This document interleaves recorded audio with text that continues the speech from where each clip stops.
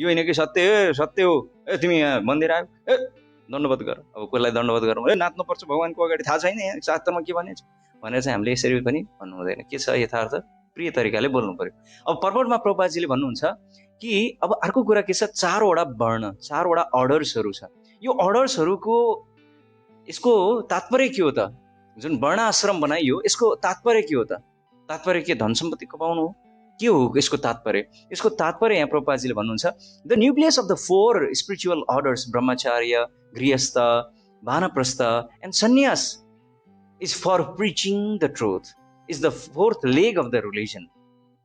So यो हाम्रो सबैको दायित्व बन्छ कि यो सबै कुरा ब्रह्मचार्य, गृहस्थ, वानप्रस्थ र सन्यासी, यसको मुख्य केन्द्रबिन्दु भनेको भगवान श्री कृष्णको भक्ति। यदि हामीले चाहिँ यो ब्रह्मचार्य आश्रममा आएका छौँ र भक्ति गरेका छैनौँ भने that is also not good. गृहस्थमा गएका छौँ, भक्ति गरेका छैनौँ, यो पनि राम्रो भएन।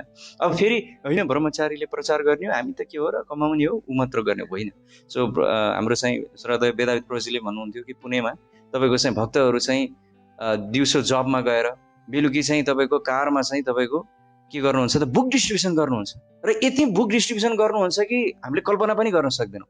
वाइ किन भन्दाखेरि चाहिँ उहाँहरूले यो बुझ्नु भएको छ, यो तत्त्वलाई बुझ्नु भएको छ कि प्रिचिङ इज द सेन्स। हामीले चाहिँ सबै कुरा खाइसके पछाडि के गर्छौँ, डकार गर्छौँ नि। सो हामीले पनि यो सबै कुराहरू बुझिसके पछाडि गर्ने भनेको के हो, प्रचार हो।